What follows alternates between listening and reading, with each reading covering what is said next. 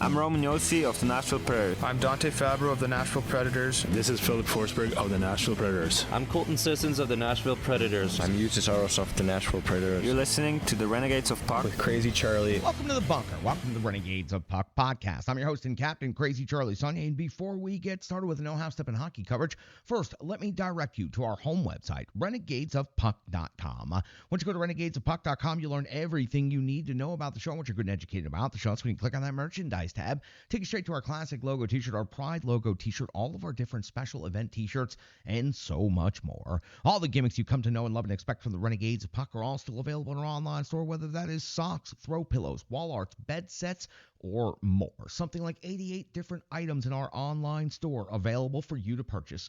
Best said, we have sold out so that you can buy in. Social media is of critical importance to this independent hockey operation, so here's how you can jump in the trenches with the Renegades of Puck, and we do need your support right now. Check us out on X. Check us out on Threads. How about Facebook, Instagram? How about TikTok? All of those different social media platforms is where you can find the Renegades of Puck as a presence, so please join us right along in those places. Whatever it is you prefer, jump in the trenches with the Renegades of Puck.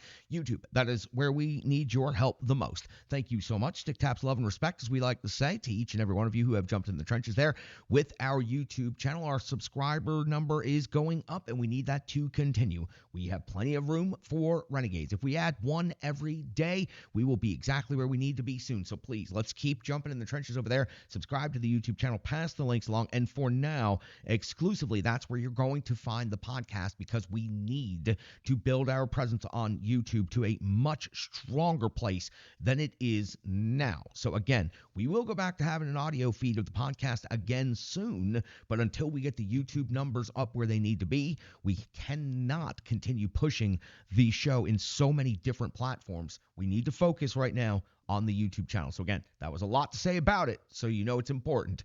Venmo, that's how you can sponsor the show or just make a donation to the Renegades of Puck. As a matter of fact, I could use your help. There's a t-shirt project going on for the Renegades of Puck Hockey Club. It's a secret. Don't tell the guys on the team, especially if you happen to be on the team. Don't mind your business. Don't pay attention to this part for the moment. But we're putting together a t-shirt, a little bit of fun drive for the squad. We want to get everybody some new t-shirts, reflect our new attitude change going into the new season. So if you can make a donation of just a couple of dollars, believe me, it will go immediately to helping out the Renegades of Puck Hockey Club. And then after that, anything's left over will go to helping out the show itself. So again, stick taps, love, and respect, Venmo. Scan the QR code that's currently on your screen, or just search Renegades of Puck in Venmo today. Again, really appreciate that. Listen, it's time for the No Half Step in hockey coverage, so let me deliver the goods. It's time for Operation number 902. That is right. It is time for show number 902. And at this moment in hockey history, the Nashville Predators currently find themselves in fourth place in the Central Division. As a matter of fact, with just 2 games to go in the season, I can tell you that is where the Nashville Predators will finish the season, in fourth place in the Central Division.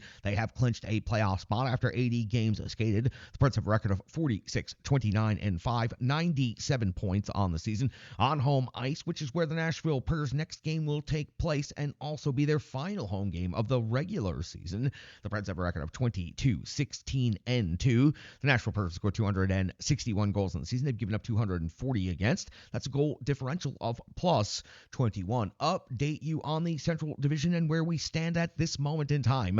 The Dallas Stars still hold a 5-point lead over first place with 109 points and are looking to secure that division championship. The Winnipeg Jets and the Colorado Avalanche, both 5 points behind, second and third respectively. Right now, those two teams would face off against each other in the first round, and each of those teams have 3 games remaining on the season. So the Dallas Stars pick up any single point in their remaining 2 games, they clinch, or obviously the other way around, the Winnipeg Jets, Colorado Avalanche lose a single point, and it is decided. So the Dallas Stars look like they will win the Central Division. The Preds have finished in fourth place. There's nobody around them. Frankly, they're in a bit of a bubble. They are 7 points behind the Colorado Avalanche and the Winnipeg Jets, and they are 8 points ahead of the 5th place St. Louis Blues. So the Preds will finish in 4th place in the Central Division. For me, going into the season, I thought their ceiling might be 5th place in the Central. I, like very many others out there, were completely wrong about that. The Predators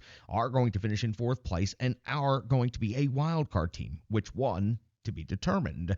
Fifth place will be the St. Louis Blues. The Minnesota Wild will finish in sixth place. The Arizona Coyotes will finish in seventh place. The Chicago Blackhawks will, of course, finish in eighth place, as they have become accustomed to doing.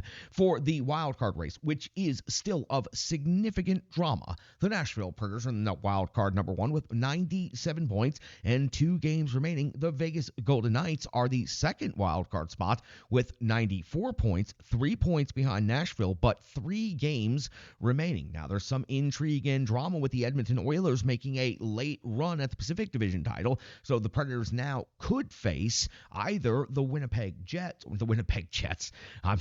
Wow, my memory just went back a few years. They could face either the Vancouver Canucks or the Edmonton Oilers as Pacific Division champions if the Predators hold on and finish in Wildcard 1. If they fall out of Wildcard 1 and end up in Wildcard 2, they would end up with the Central Division champion, the Dallas Stars.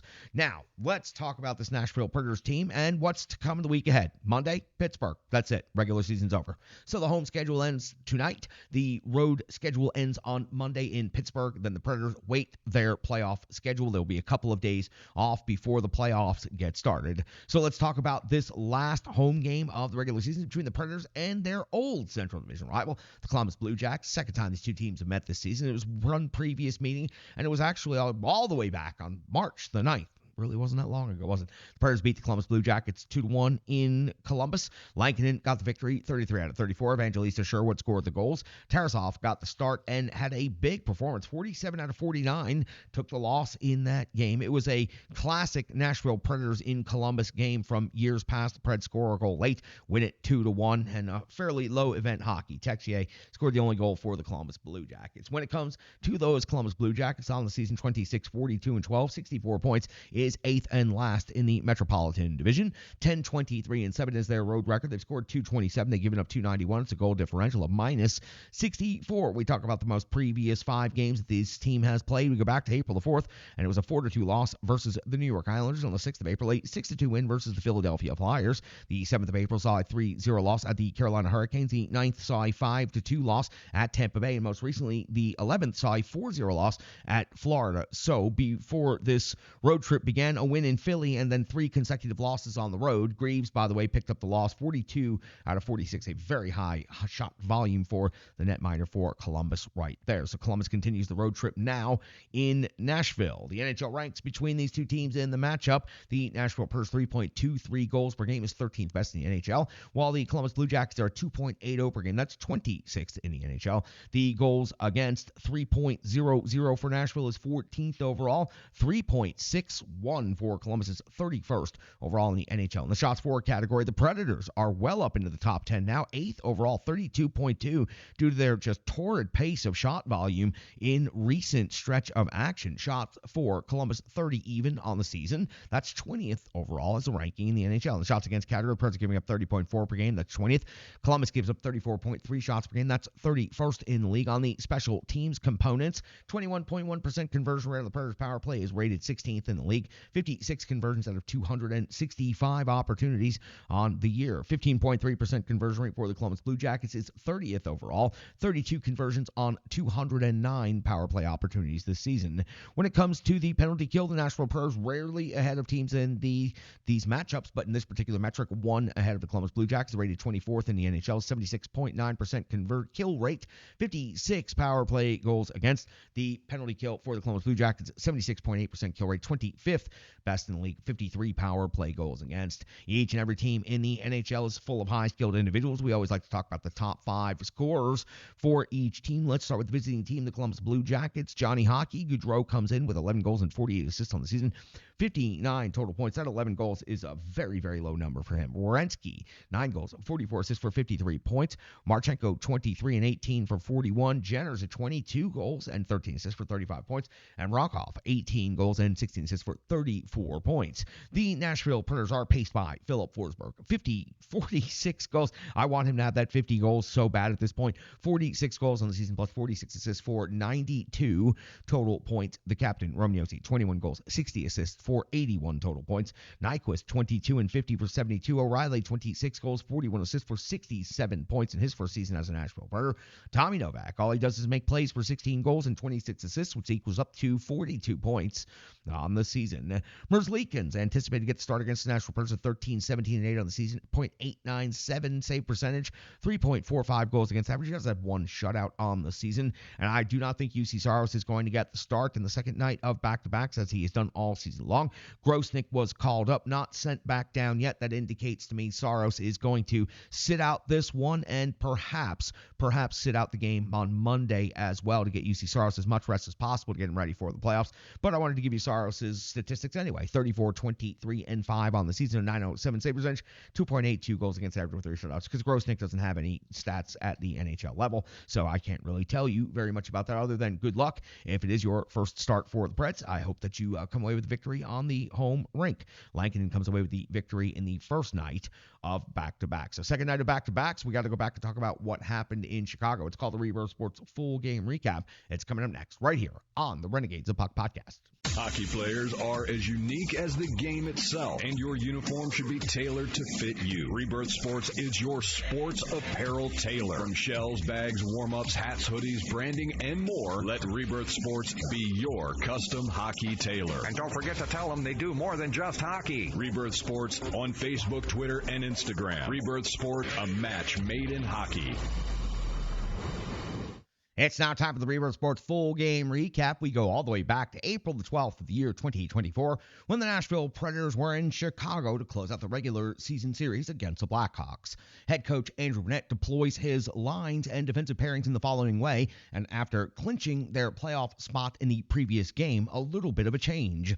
Forsberg, O'Reilly, and Evangelista, Zucker, Sissons, and Jankowski, Beauvillier, Novak, and Glass, Smith, McCarron, and Sherwood. Your defensive pairings are Yossi and Fabro, Luzon and Carrier, Stastny and Shen. Kevin Lankinen gets the start in net on the first night of back-to-backs. We are 30 seconds into the game, and it is Soderblom coming with a save on Michael McCarron. It's the first shot on goal of the game. We go to 3 minutes into the period now. Soderblom comes up with a save on O'Reilly at the 4:06 mark of the first period. It's Lankinen coming up with a save on Jones. That's his first save of the game. 5:25 into the first period. Our first penalty of the game, special teams scenario, as Athanasiou is off to the box. 2 minutes for tripping, putting the Nashville Predators on the power play, and would take Philip Forsberg very little time to score his 44th goal of the season. It was a bar-down shot from very far out high in the zone, making it 1-0 in favor of the Nashville Predators. The significance of this goal, beyond being a power play goal to give the Predators a 1-0 lead, it is now the all-time franchise single-season leaders in goals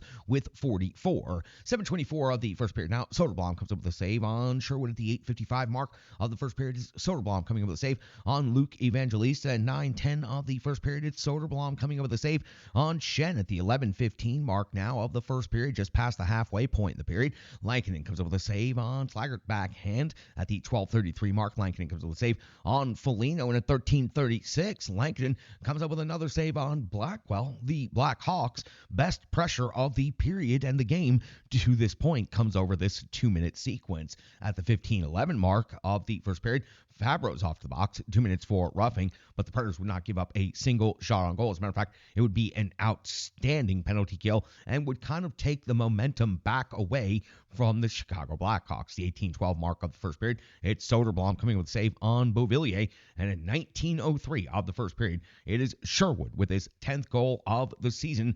It's the rebound gem as he pulled the puck loose, kicked it skate to blade, and then put it into the back of the net. His 10th goal of the season gives the Nashville Predators a 2-0 lead here in the first period. And again, Sherwood hard on the jam, getting the Predators a 2-goal lead. We hit the end of the first period. The Predators are out shooting the Blackhawks 12-6 and leading the game 2-0.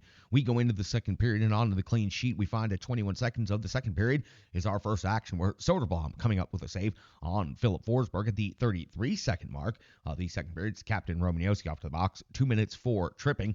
Lankinen comes up with a save on Johnson, and then Lankinen comes up with a save on Connor Bedard. Nashville Predators penalty kill is able to hold. At the 3:13 mark of the second period, it's Soderblom coming up with a save on Jeremy Lauzon, and then we move to 5:22 of the second period when Philip Forsberg scores yet again in this game, his 45th of the season. It was a bizarre goal for Philip Forsberg. It was a pinball puck that ultimately just kind of found its way to the blade of Philip Forsberg in a really good shooting and scoring position, and he cashes in from short range for his 45th goal now of the season, giving the Nashville Predators a 3-0 lead on the road, and the Predators are taking over this game. We now move to the 7:28 mark of the second period, and it's Lankinen coming up with a save on Reichel, 8:29 of the second period. It's Bedard off to the box, 2 minutes for hooking, and this is where Zucker is going to go to work. The Nashville Predators are going to convert on another power play. Zucker's 14th goal of the season gives the Predators a 4-0 lead. Let's take you through how it happened, though. Zucker receives the pass from Josi, builds the wall along the wall, and then cuts towards the net, makes a strong move and an even stronger finish right here. Zucker's 14th also gets Lankinen an assist as Kevin Lankinen simply handed the puck off to Roman Josi behind his own net, and that's exactly what you want to do. Just give the puck to Roman Josi and let him go do the work. Josi takes the puck from Lankinen behind the net, skates it out to the neutral zone, makes the pass to Zucker just outside the blue line. Zucker takes it to the net, builds the wall, puts the puck in. So from the back of the Preds net to the back of the net for the Predators scoring. The Predators now lead 4-0. Lankinen, Josi, Zucker. Impressive stuff right there by the Nashville Predators on the power play. Crossing over the middle point in this game. We're back to 10:17 now in the second period. Lankinen comes up with a save on Johnson at 11:36 of the second period. Soderblom comes up with a save on Lauzon, 13:42. It's Soderblom again coming up with a save on the captain, Roman Josi, 15:11. This time Soderblom gets the best of Zucker. And at 15:24, we find Tommy Novak off to the box, 2 minutes for tripping. And Colton Sissons is then going to pick up a penalty, 2 minutes for hooking. Not immediately, but pretty damn close to the beginning. That's going to lead to a lengthy 5-on-3 opportunity of 1 minute and 31 seconds for the Chicago Blackhawks. Now immediately off of the puck drop, Jones from long distance hits the post and rings the iron in this one. Then Lankinen comes up with a save on Bedard. Blackhawks get some good control, some good puck movement, and Kurashev finishes the play of the one-time bomb from the right circle. It was an absolutely blistering one-timer. His 18th of the season ends the shutout hopes for Kevin Lankinen and gets Chicago on the board. Preds still lead 4-1. Predators still have some work to do on the penalty kill, able to escape that situation. We find ourselves now at 18:38 of the second. Soderblom comes up with a save on Philip Forsberg, and at 19:44, Lankinen comes up with a save on Johnson with the glove. Johnson didn't get all of it, but it was still an impressive save by Lankinen here as we close out the period. The Nashville Predators out shooting the Chicago Blackhawks 27-19 after 2 periods.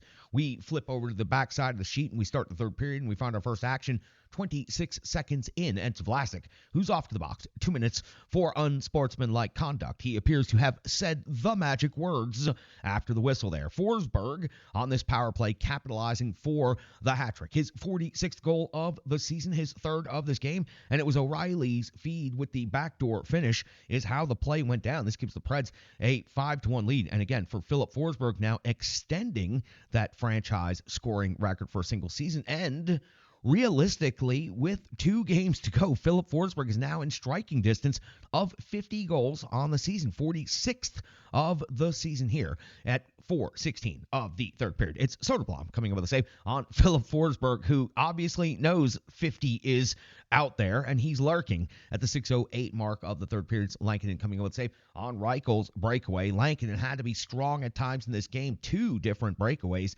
he was able to stop, and this one was impressive by Kevin Lankinen. 6:47, Lankinen back to work, this time with a save on Anderson. 7:27 of the third period. It's Soderblom coming with a save on Smith. A at the 9:04 mark of the third period. It's Soderblom coming up with a save on Luke Evangelista. We cross over to the second half of the third period. In the final half of this period, Soderblom at 11:11 comes up with a save on Beauvillier. Did you make a wish? I did.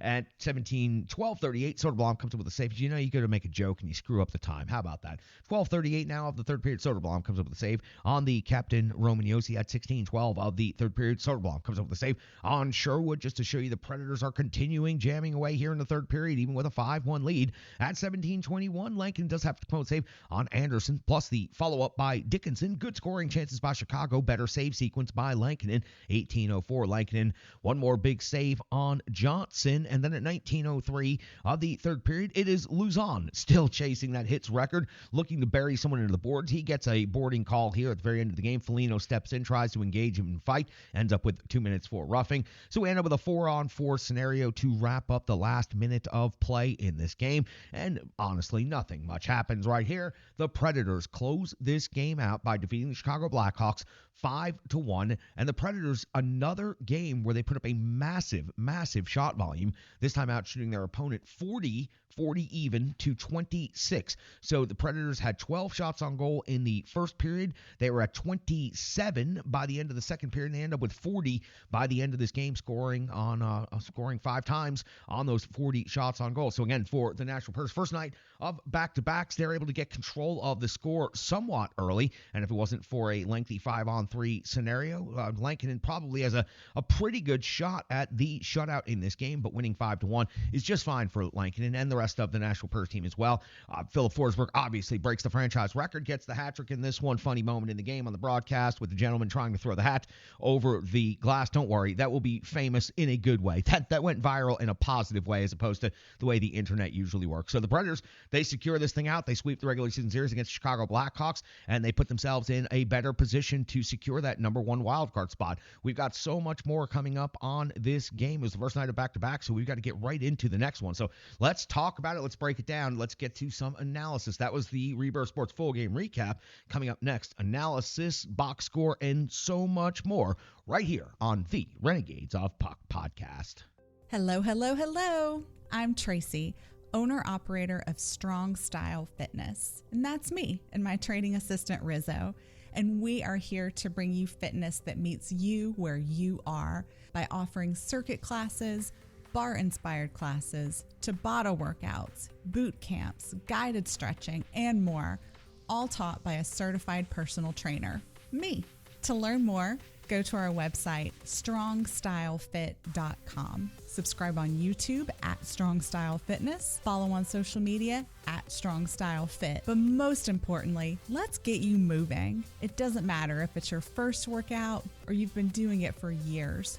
Strong Style Fitness has the workout that meets you on your journey and helps you along the path to a happier, healthier life. I understand where you've been, what you were going through, and where you were going, and I want to take you there.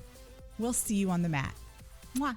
Welcome back in, Renegades of Puck podcast. That was the Rebirth Sports full game recap. Got another full box of jerseys coming from Rebirth Sports here in the next couple of days or so. So very much appreciative of everything Rebirth Sports does to help out the show. Let's get to the analysis portion of things. Kevin Lankinen, 25 of 26 in this game. Outstanding overall performance. Stopped 2 breakaways. The only goal against was a 5-on-3. Also picks up an assist in this game on Zucker's goal. So again, Lankinen, another big performance and just proving how important it is to have a competent and quality backup. Yes, the competition was significantly lesser than what the Predators have been this season, but you put a goaltender in to get you a start, and Lankinen has faced plenty of tough teams this season. It was kind of a gift to him to finally get a lesser team in competition. Forsberg, 3 goals in this game, 46 now in the season, the all-time franchise leader. Impressive stuff. A hat trick to break the record. That is exactly how you do it with style. Not every one of those goals was the prettiest that he's ever scored, but he got 3 of them in total in this game, and now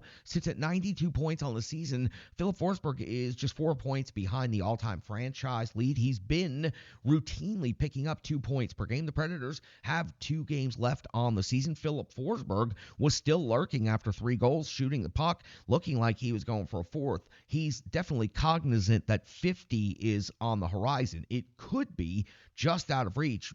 But with the Columbus Blue Jackets, who are not very significant competition coming up, and then the Pittsburgh Penguins, it is very possible Philip Forsberg could reach 50 goals on the season. If he reached 50 goals, he would reach 96 points, and I guarantee he'll have an assist somewhere in there if he makes the 50 goals, which would put him ahead all-time franchise leader. 100 points, asking Philip Forsberg to get 8 points in 2 games. Listen, that's not impossible, but we're not in the run-and-gun open offense era when players like Gretzky and Lemieux would routinely put up 4, 5, 6-point nights. I do not anticipate Philip Forsberg getting anywhere near 100 points, but 96 I do think is possible. Sherwood scores a goal in this game. He's got the jam every shift effort. I love it.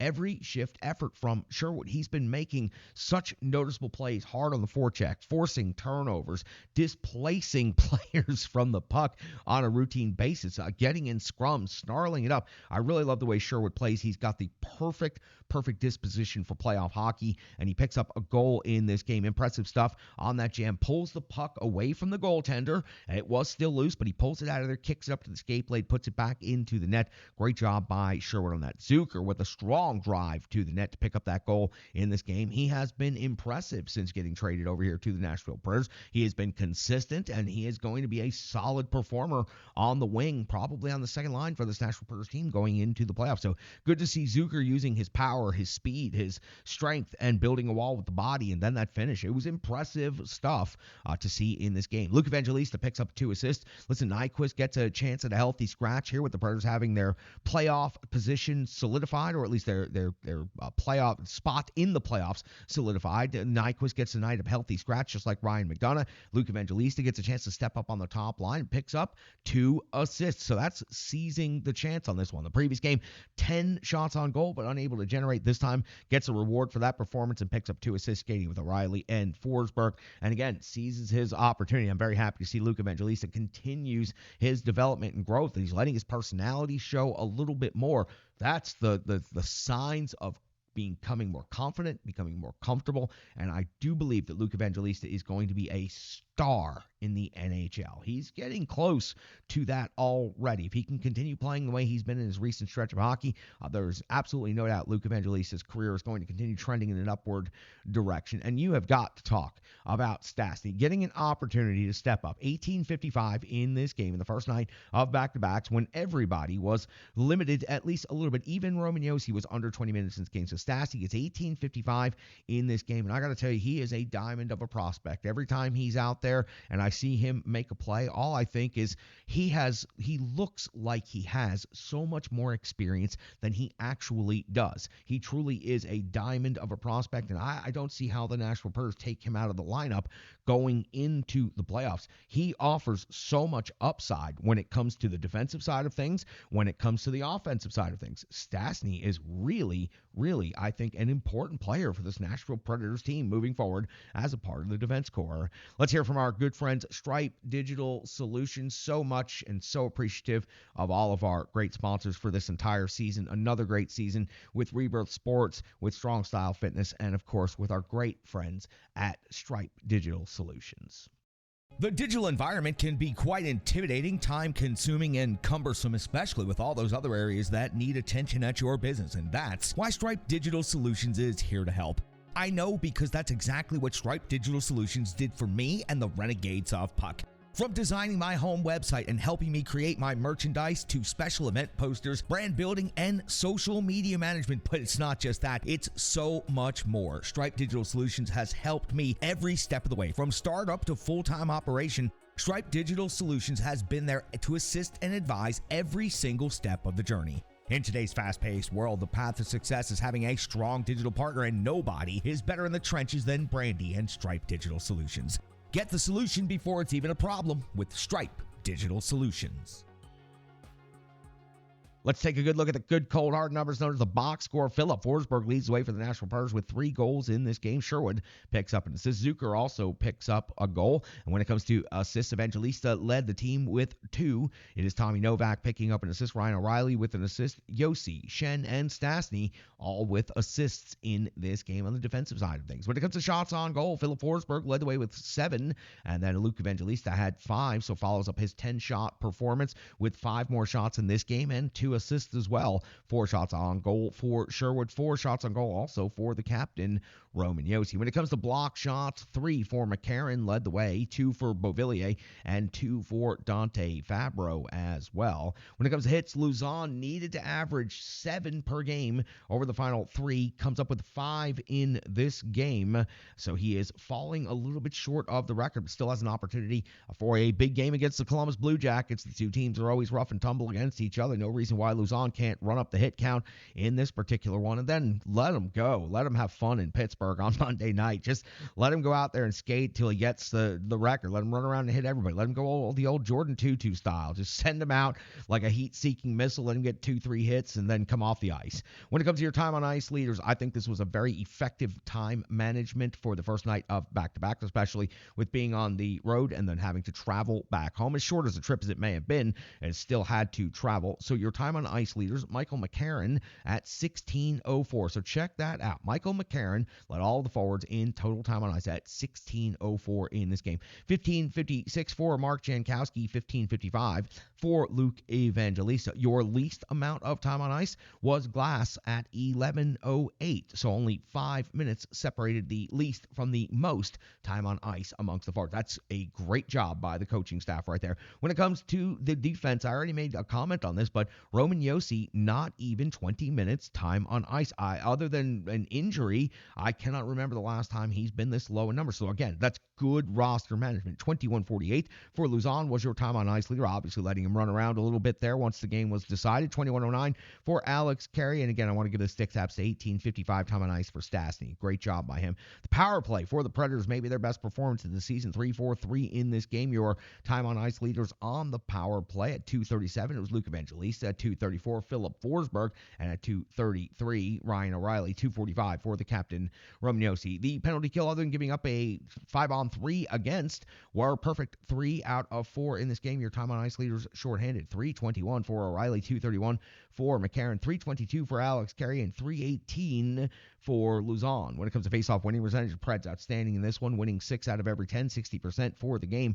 12 hits in the game. Low number, Luzon at 5 of those 12. Maybe not counting as many on the road rink there. See if you get the hometown discount at Bridgestone Arena against Columbus Blue Jackets for Luzon. 12 block shots, 6 takeaways, 7 giveaways. The Predators wrap this one up 5-1 in Chicago. Come on home, wrap up the weekend strong, sweep the Columbus Blue Jackets regular season series, solidify your playoff position a little bit better, put all that much more pressure on Vegas. If Vegas even has the interest of trying to get into that first spot at this point, they may also choose to rest a couple of players and settle for where they are. For the Predators, just go ahead and close out the home portion of the schedule, get the victory. The home crowd is going to be raucous. It is a beautiful weekend of weather here in the Middle Tennessee area. It is always a tremendous celebration when the Predators have their closing night, as it is for all teams at all rinks. It's always extremely exciting, though, when it's not truly the end. It can be a lot more about celebration when the team is ultimately coming back. For the Predators in round 1, it will be for games 3 and 4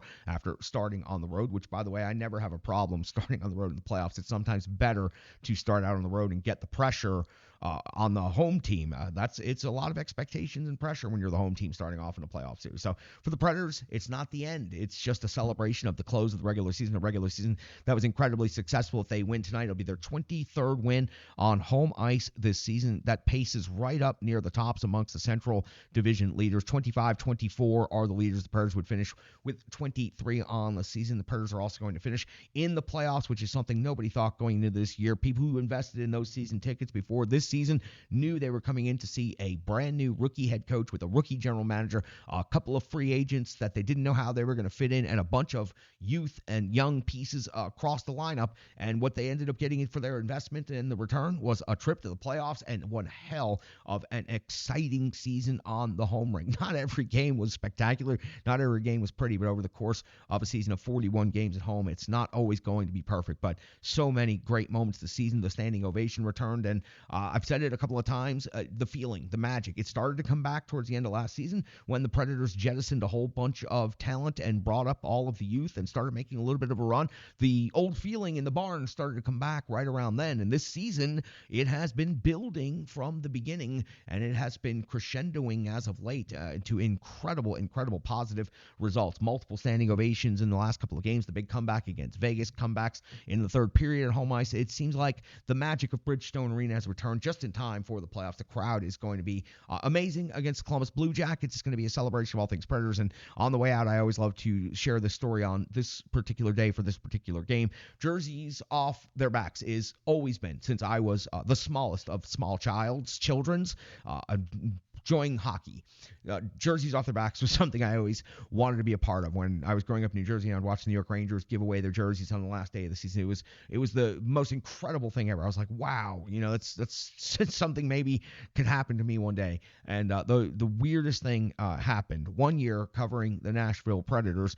As the third period was unfolding on this particular game of the season, the last home game of the season, they were assembling the crowd, the people whose names they had drawn during the third period to get the jerseys off their backs at Bridgestone Arena. And I was actually down on the event level, headed to do other work. I was doing media work. I was just headed to set something up, and they ended up being shorthanded.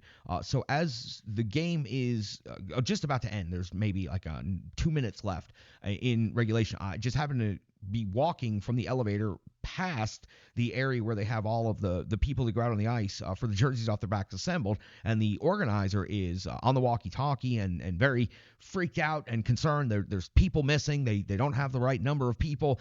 This is going on. And so they just grab two random people that were walking by and then grab me, a third random person that was walking by, and hand us envelopes and tell us to get in the line, and they need our help. And so, okay. So in the weirdest of circumstances, I ended up being a placeholder and filler for the shirts off their back ceremony at the end of one season for the Nashville Predators. And I go out on the ice. I walked out on the red carpet. All the team came out. And they went down the line. They high-fived everybody in the line. And then Kevin Kline came over to me and gave me his jersey. I was going to just hold that jersey for the person that had been drawn as the winner for that, but the person never showed up, didn't show up late or after the ceremony or even after the game. And so that jersey actually still hangs in my home today. So I got to participate. I don't know, maybe that was the hockey universe just smiling on me, knowing how much I wanted to be a part of that ceremony and for how many years I thought about being a part of that ceremony. But I just, right place, right time, getting off the right elevator, picked to be the jerseys off their back fill-in at the back of the line, and Kevin Kline for the Nashville Predators, which I would go on to tell Kevin Kline that story while he was still with the Predators years later in an interview, and he would find that very funny. And it actually led to a very small friendship with the Kline family. They thought that was very, very funny. But I've always been appreciative of my opportunity to be a part of the jerseys off their back ceremony. And I hope you found a little bit of joy in that story, a little bit of fun, because to me, it's just one of those things. I just end up in the middle of things somehow, sometime. Like I said, right place, right time, right elevator. Maybe the hockey universe was smiling on me that afternoon. Thanks, Kevin Kline, and thank you, Nashville Predators, and thank you to the NHL for still continuing to do the shirts off their backs ceremony. I love it, and I think it's great, and that is truly one of the ways you can help grow the fan base. I wish there was a way it could be done more than once a season, but I get it. That's a mighty expensive giveaway right there, even though they've replaced the actual jerseys with replicas now in most of the rinks. Listen, that's going to do it for Operation Number 902. You got to get to the rink. You got to get to watching this game, and hopefully your ticket gets pulled for the jerseys off their backs. If it does, hit me up in the comments. Let me know. I'd love to hear the story. If you've ever had a chance to be in that ceremony, or if you have any funny stories about that particular thing, hit me up in the comments. Let us know, and we'll share those on the next episode. That's going to do it for Operation Number 902. Thank you so much for jumping in the trenches with the Renegades Puck. I'm your host and Captain Crazy Charlie Saunier. Stick taps, love, and respect.